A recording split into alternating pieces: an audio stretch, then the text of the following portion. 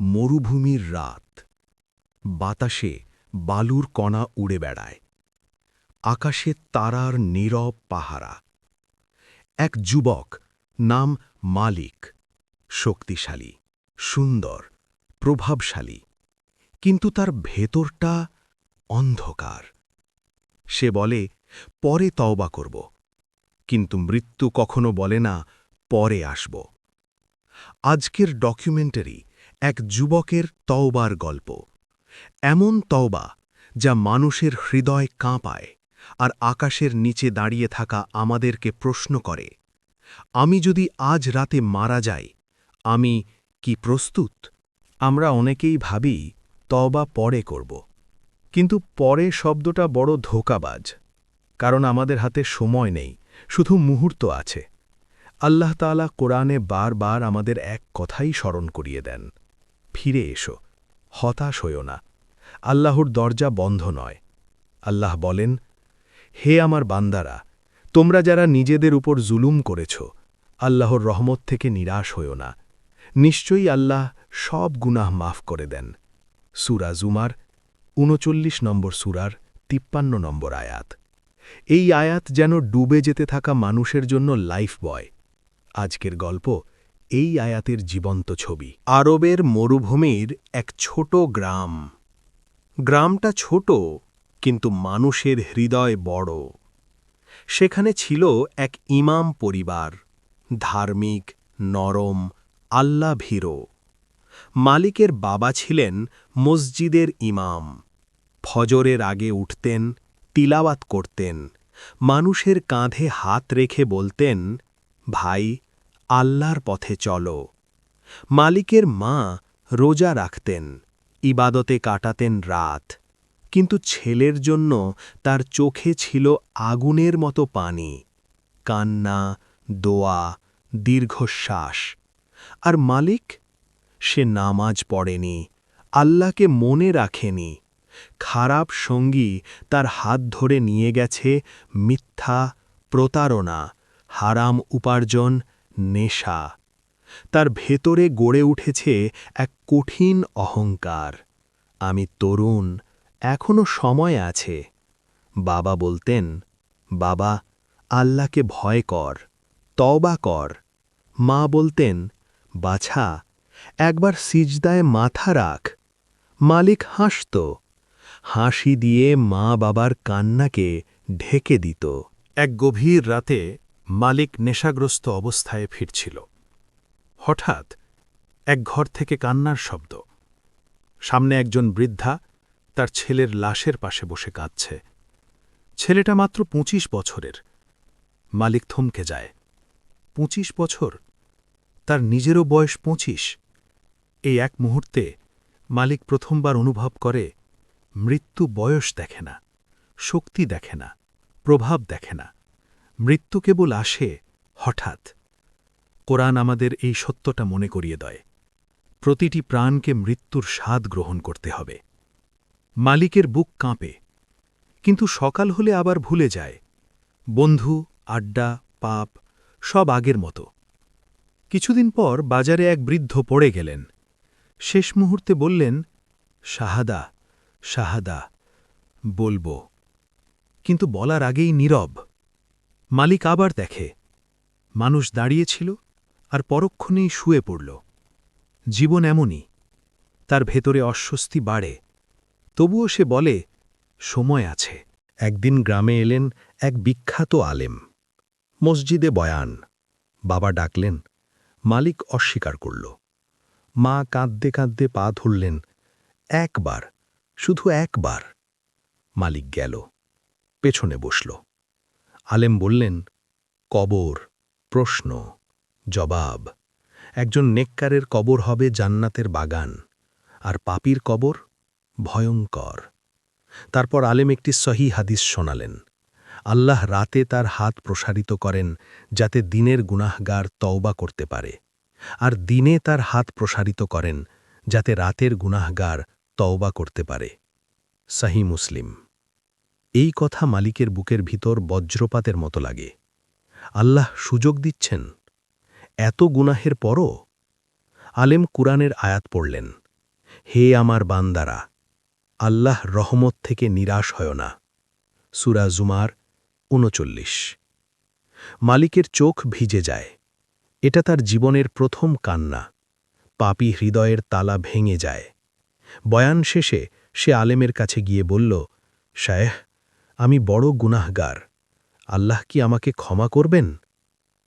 আলেম শান্তভাবে বললেন, আল্লাহ ক্ষমা করেন, কিন্তু তওবা সত্য হতে হবে। তারপর সহজ ভাষায় ৩টি শর্ত বললেন। ১. গুনাহ ছেড়ে দেওয়া। ২. অন্তরে অনুতপ্ত হওয়া। ৩. আবার না ফেরার দৃঢ় সিদ্ধান্ত। তওবা মানে শুধু মুখে বলা না, তওবা মানে মুখ ফিরিয়ে নেওয়া, পাপের দরজা বন্ধ করে আল্লাহর দিকে ফিরে যাওয়া। আল্লাহ বলেন, নিশ্চয়ই আল্লাহ তওবাকারীদের ভালোবাসেন। সূরা বাকারা ২:২:২। ভাবুন, যে আল্লাহ আমাদের সৃষ্টি করেছেন, যে আল্লাহ আমাদের গোপন পাপও জানেন, তিনি বলেন, আমি তওবাকারীদের ভালোবাসি। আরেক জায়গায় আল্লাহ আরও আশ্চর্য কথা বলেন, যারা তওবা করে, ঈমান আনে, নেক আমল করে, আল্লাহ তাদের গুনাহগুলোকে নেকিতে পরিবর্তন করে দেন। সূরা ফুরকান ২৫-৭০। মানে শুধু মাফ নয়, আল্লাহ চাইলে অতীতের কালো অধ্যায়ও সাদা করে দেন। এটা আল্লাহ রহমতের গভীরতা। মালিক ঘরে ফিরে এল।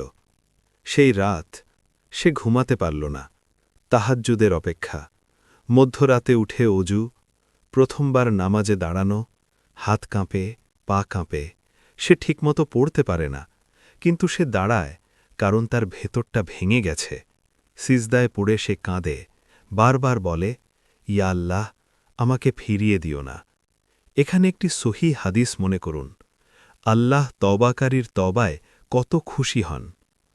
এক ব্যক্তি মরুভূমিতে তার উট হারিয়ে ফেলল। এরপর হঠাৎ উটটি ফিরে পেল। সে যেমন আনন্দিত হয়, আল্লাহ তার বান্দার তওবায় তার চেয়েও বেশি আনন্দিত হন। সহি মুসলিম। এটা কল্পনা নয়, এটা সহি হাদিস। আল্লাহ আনন্দিত হন যখন আমরা ফিরে আসি। আরেকটি সহি ঘটনা, যেটা পরে মালিক অনেককে বলতেন। ৯৯ জন হত্যাকারীর তওবার গল্প। এক লোক ৯৯ জনকে হত্যা করেছিল। পরে সে জানতে চাইল, আমার তওবা হবে? তাকে বলা হল, হ্যাঁ, আল্লাহর রহমত বিশাল, তুমি নেক লোকদের শহরে যাও। সে রওনা হল, পথে মারা গেল। আল্লাহ তার তওবার কারণে তাকে রহমত দিলেন। সহি বুখারী ও সহি মুসলিম। এই গল্পের শিক্ষা একটাই, গুনাহ যত বড়ই হোক, রহমত আরও বড়। আর যারা বারবার পাপে পড়ে আবার তওবা করে, তাদের জন্যেও আশা আছে। এক বান্দা গুনাহ করে বলল, হে আল্লাহ, আমাকে ক্ষমা করো। আল্লাহ ক্ষমা করলেন। আবার গুনাহ করল, আবার ক্ষমা চাইল, আল্লাহ আবার ক্ষমা করলেন। সহি মুসলিম। এ ধরনের বর্ণনায় আল্লাহর ক্ষমার দরজা খোলা থাকার বার্তা আছে। তবে এর মানে গুনাহকে খেলায় নেওয়া নয়, বরং মানে হতাশ হইও না, কিন্তু গুনাহ ছাড়ার চেষ্টা ছাড়ো না। ফজরের আজান হল। মালেক চোখ শুকিয়ে গেছে কান্নায়, কিন্তু সে দাঁড়ায়। মসজিদে যায়। বাবা ইমামতি করছেন।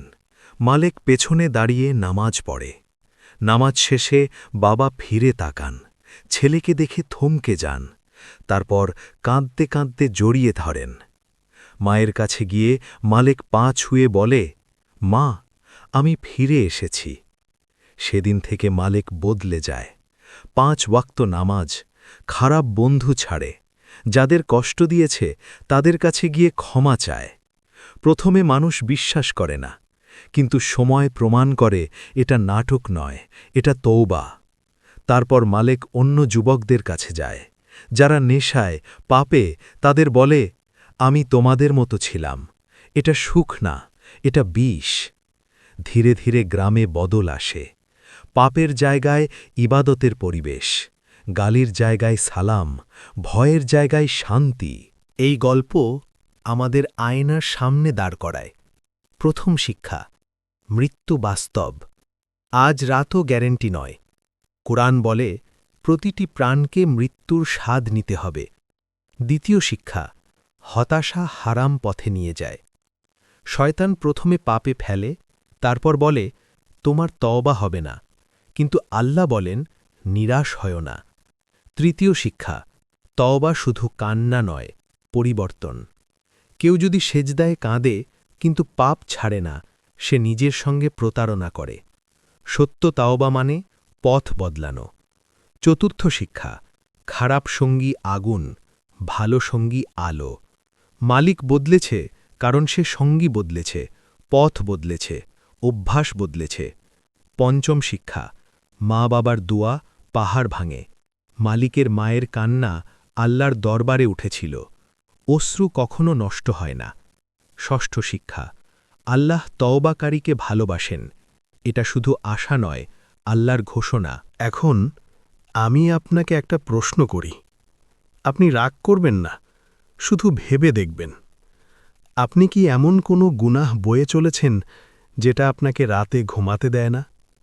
আপনি কি এমন কোনো ভুল করছেন যেটা আপনি পরে ঠিক করব বলে রেখে দিয়েছেন? কিন্তু যদি পরে না আসে? আজ রাত, আপনার ঘর, আপনার একাকী সময়, আপনার আল্লাহ।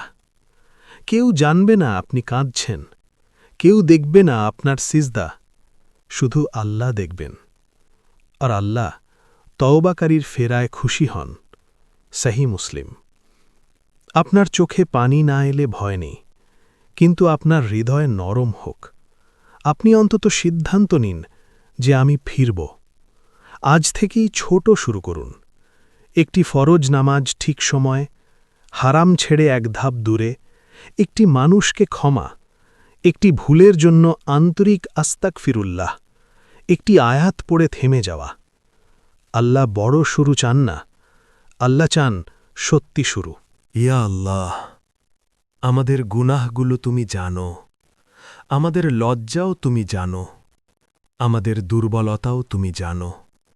ইয়া আল্লাহ, আমাদের অন্তরকে তাওবার দিকে ফিরিয়ে দাও।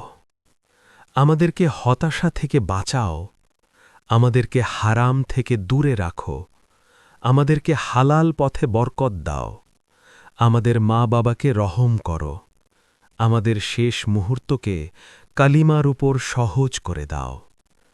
কোরআনের দোয়ায় আমরা বলি, হে আমাদের রব, আমাদেরকে ক্ষমা করো, আমাদের উপর রহম করো, তুমি সর্বশ্রেষ্ঠ দয়ালু। ইয়া আল্লাহ, আমাদের তাওবা কবুল করো, আমাদের জীবন বদলে দাও, আমাদেরকে জান্নাতুল ফিরদাউস দান করো। আমিন। এটাই ছিল মালিকের গল্প, এক যুবক যে ফিরে এসেছিল।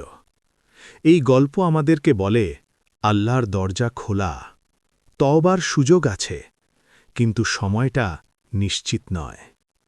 আপনি যদি আজই এক কদম এগিয়ে যান, হয়তো আপনার তওবাও আপনার আকাশকে কাঁপিয়ে দেবে।